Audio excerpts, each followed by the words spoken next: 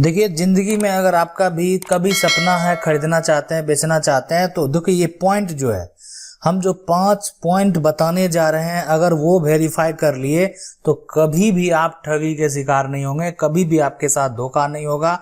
नहीं तो अगर देखिए क्या होता है कि लापरवाही एक तरह से होता है लेने वाले का भी।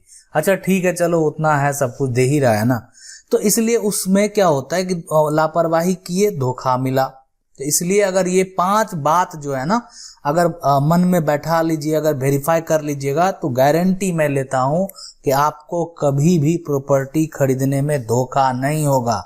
कहीं पे खरीदिए, पूरे जहां भी खरीदना है, कहीं भी खरीदिए, ये आपको वेरीफाई कर लेना चाहिए। और वही 5 पॉइंट जो है अभी डिस्कस करने वाले हैं। तो चलिए आगे बढ़ते हैं और इसको अच्छे तरीके से समझते हैं कि वो 5 पॉइंट जो है वो कौन सा है। तो देखते हैं, पॉइंट है वो जमीन का जमाबंदी। क्या होता है ये समझते हैं और कैसे वेरीफाई करना है इसको समझते हैं। सबसे पहले पॉइंट को समझेंगे।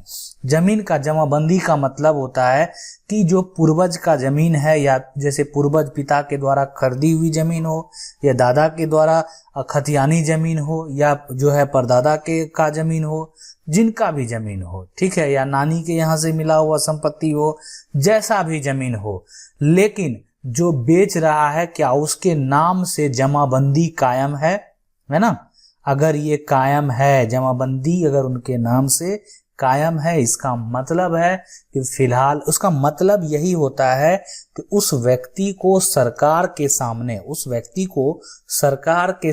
अपनी जमीन बेचने का 100% राइट है। इसका सही मतलब यही होता है कि उस व्यक्ति को सरकार के सामने जमीन बेचने का 100% राइट है, ठीक है।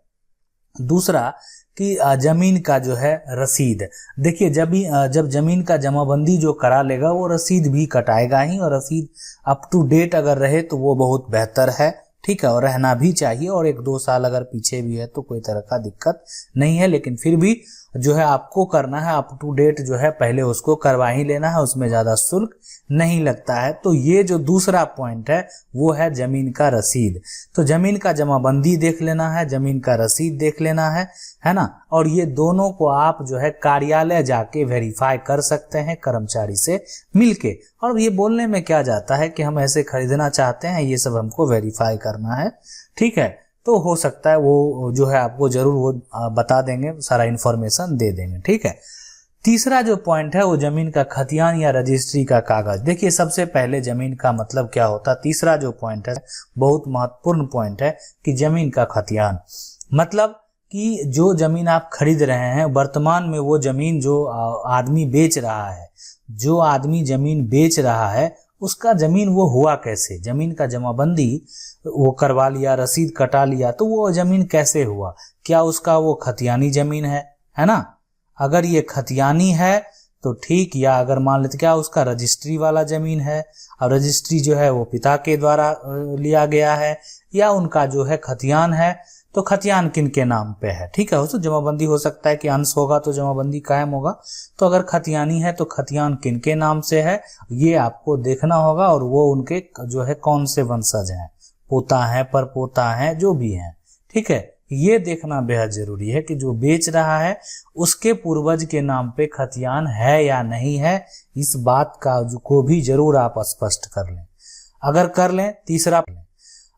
लें तीसरा पॉइंट जो आप समझ सकते हैं, तीसरा पॉइंट जो है दूसरा, जमीन का रजिस्ट्री का पेपर देख लें। अगर जमीन रजिस्ट्री के, मान लेते हैं कि जो बेच रहा है हो सकता है वो भी किसी से खरीदा होगा, तो वो देख सकते हैं, ठीक है, रजिस्ट्री देख सकते हैं, और वो जिससे रजिस्ट्री लिया वो भी आप चाहे तो वेरीफाई कर सकते हैं। तो ये जो है करना चाहिए। इससे क्या होता है कि आने वाले समय में अब क्या होता है कि उलझन बढ़ता जा रहा है और बहुत तरह की परेशानी है। तो उस केस में अगर मान लेते हैं आप लेने के बाद एक तरह से फंस जाते हैं, आपका जमीन जो है वो आपके अंडर में नहीं आता है, और अगर आ भी गया तो आप उस पे जो है एक तरह से कोई हो सकता है कानूनी कार्रवाई कर दिया जाए, और या हो सकता है बेचने वाला ही जालसाजी कर दे कि अपना खुद बेचे और दूसरे जो है भाई से उस पे कोई कानूनी कार्रवाई करा के उसको कैंसिल करा दे। तो ये भी हो सकता है, कोई बड़ी चीज नहीं है ना। धोखा जो करने पे उतर गया है उसके लिए वो बड़ी चीज नहीं है है ना। तो इसलिए ऐसा हो सकता है। तो ये 3 पॉइंट हो गया। तो 3 पॉइंट देखने के बाद जब आपको लगे कि नहीं हाँ उसी के पूर्वज पे है, तो आप पुराना देखें कि एक बार पुराना खतियान भी आप दिखा दीजिए अगर आपके पास पुराना इन्फॉर्मेशन है। नहीं तो आप पुराना इन्फॉर्मेशन जाके अगर कर्मचारी को भी कहेंगे तो भी आपको दिखा देंगे। देखिए इसको देखने क्यों बोलते हैं, हम क्यों बोलते हैं, ठीक है। हो सकता है कि बहुत लोग ये नहीं ही देखते हैं और हमको लगता है 99% नहीं देखते हैं, है ना, नहीं देखते हैं, लेने टाइम 1% देखते हैं, ये भी बात मानना पड़ेगा। 99% जो नहीं देखते हैं उनको अभी हम बोल सकते हैं उसी 99% में 10% लोगों को ये समस्या उत्पन्न हुआ है और वो मामला अभी कोर्ट में लंबित है, ठीक है। और उत्पन्न समस्या जो उत्पन्न हुआ है वो समस्या क्या है, उस समस्या के बारे में पहले हम बात करेंगे। वो समस्या ये है, ठीक है। देखें इसमें जो समस्या उत्पन्न लिया है वो समस्या ये है कि जो आपका पेपर है, जो आपका जमीन का पेपर है, वो नया वाला जो सर्वे हुआ है ना, सर्वे हुआ, वो एक्चुअल में उसी के नाम से हो गया जिसके नाम से खतियान नया वाला बन गया 1960 वाला, और ठीक है। और वो आदमी जमाबंदी रसीद कटा लिया, जमीन हो सकता है दखल भी कर लिया होगा, कोई बड़ी बात नहीं है। लेकिन इससे पहले जमीन जो है पुराना में जो है वो हो सकता है किसी और का होगा, मतलब ये हो सकता है इसको मालूम नहीं, या मालूम भी है तो ये अब दूसरे चीज में इन्वॉल्व हैं, समय का इंतजार कर रहे हैं। इनको पता है कि हमको ये चीज का निराकरण जो है, इस चीज का सॉल्यूशन अब कोर्ट के द्वारा निकलेगा, और ये उस समय का इंतजार करते हैं। और उसके बाद जो है जब उनका अपना स्थिति होता है, थोड़ा सुधरता है, तो इस पे जो है वो जाके टाइटल सूट कर देते हैं। अब इसमें क्या होता है कि जिनके नाम से खतियान बना उनको भी नोटिस जाएगा, जो जमीन खरीद के बैठा है वो सबको नोटिस जाएगा। अब इसका भी सुधार और ये भी टूट जाएगा, है ना। तो ये कोई दलील नहीं होता, मतलब ये इन्होंने उस समय फ्रॉड किया। इस चीज को जो है अगर कोर्ट में साबित कर दिया जाएगा तो रजिस्ट्री भी टूटेगा और खतियान भी जो है, जो सर्वे है वो भी टूट जाएगा।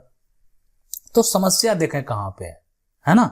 तो हम इसीलिए बोलते हैं वो 1% लोग जो वेरीफाई करते हैं वो 100% सेफ रहते हैं, और जो 99% है वो वेरीफाई नहीं करते हैं, वो 10% लोग फंस गए हैं, है ना। इसी कारण में कि जमीन है लेकिन उनको पता है कि ये जो है गलती से उनके नाम से सर्वे हो गया था, किसी दूसरे का जमीन है जो कि बेच दिया गया, और वो आदमी आज फाइट कर रहा है।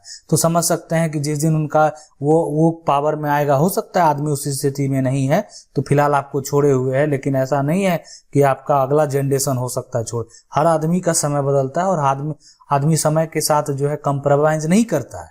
बहुत लोग होते हैं कंप्रोमाइज करते हैं, चलो हम कहाँ लड़ने जाएंगे अभी, लेकिन बहुत लोग जो है उसी के लिए जन्म लिए और वो हासिल करके छोड़ेंगे। तो इसलिए हम आपको बोलें कि जब भी आप इन्वेस्ट कर रहे हैं, पैसा लगा रहे हैं, तो आपको ये वेरीफाई कर लेना बेहद जरूरी होता है, ठीक है। अब हम 5वां पॉइंट जो है वो अगर यहाँ पे डिस्कस करें तो उसको समझते हैं। और 5वां पॉइंट जो है वो बंटवारा का कागज और वंशावली है, ठीक है। 5वां पॉइंट वही है, बंटवारा का कागज और वंशावली। देखिए सबसे पहले बंटवारा का क्यों कागज से क्या फायदा, क्यों वो बंटवारा किया नहीं किया। देखिए जमाबंदी तो कायम है, बिल्कुल कायम है। जमाबंदी गलत तरीके से भी कराया गया और इसके लिए भी जो है बहुत सारा केस जो है आप बोले तो होता है, ठीक है। एक तरह से DCLR के पास हो, SDM के पास हो, तो बहुत सारा केस ऐसा भी फाइल होता है, ये कोर्ट में हो, सिविल कोर्ट में हो, कि जमाबंदी को गलत तरीके से करा लिया गया। तो ये चीज हो गया। तो बंटवारा का कागज जो अगर आप देखेंगे तो उससे पता चल जाता है कि किस तरीके से पूर्वज ने बंटवारा किया। दूसरा है वंशावली से ये पता चल जाता है कि ये जो जमीन जिसके नाम से पूर्वज में है उसकी वो जो है सही है। सारा एक नाम देख के आपको जो है पूरा इन्फॉर्मेशन का पता चल जाएगा। तो इसलिए उस केस में अगर बात करें तो वंशावली भी बेहद जरूरी होता है। तो वो भी वेरीफाई कर लेना, देख लेना बेहद जरूरी है। और उसके लिए जो है आपको अगर आप ऐसा करते हैं तो आपको बहुत बेनिफिट मिलेगा। और हम अब इसके बाद ये सारा काम अगर आप करते हैं ना तो हम गारंटी लेते हैं कि 100% उसके बाद कोई तरह का दिक्कत नहीं होगा। 100% है कि कोई तरह का समस्या उत्पन्न नहीं होगा। कि माने ये सारा कुछ अगर है तो फिर खरीदने वाले को जो है ना, ये अगर सब कुछ देख लिया तो खरीदने वाले को, अब बहुत लोगों के मन में सवाल होगा कि सर हो सकता है पहले से केस चल रहा होगा और जमीन बेच दिया। देखिए उसके बाद बेचने वाला जो है उसी को सिर्फ जो है कार्रवाई किया जाएगा, खरीदने वाले को नहीं। इसलिए कि वो जो है वहां पे जब बेचने टाइम ये चीज मेंशन करता है कि जिस जब प्रॉपर्टी को हम बेच रहे हैं इस पे कोई भी कानूनी जो है कार्रवाई या किसी तरह का लॉन नहीं है। अगर ऐसा पाया जाता है तो उसमें वही डिफॉल्टर साबित होगा और ये बात वहां पे लिखवाया जाता है। तो अगर ऐसा करता है तो वहां पे वही डिफॉल्टर साबित होगा और उसी पे जो है आप समझ सकते हैं धोखाधड़ी का जो है अलग से मुकदमा वो दर्ज होगा। उसमें आपको, खरीदने वाले को कोई तरह का दिक्कत जो है कानून के तरीके से नहीं होगा। तो ये सारा अगर मान लेते हैं जितना आप पॉइंट देख रहे हैं 5 पॉइंट है, ये सारा 5 पॉइंट अगर आप समझ ले, माइंड में अच्छे से समझ गए और वेरीफाई करके जमीन खरीदेंगे तो आपके साथ कभी भी कोई तरह का दाखिल खारिज करवाने में कोई तरह का समस्या नहीं होगा, कभी कोई दिक्कत नहीं होगा। आशा करते हैं वीडियो अच्छा लगा होगा। वीडियो अच्छा लगा तो लाइक जरूर कर दें और चैनल को पहली बार देख रहे हैं तो सब्सक्राइब करके जो बेल आइकन है उसको जरूर दबा लीजिए। मिलते हैं अगले वीडियो में, तब तक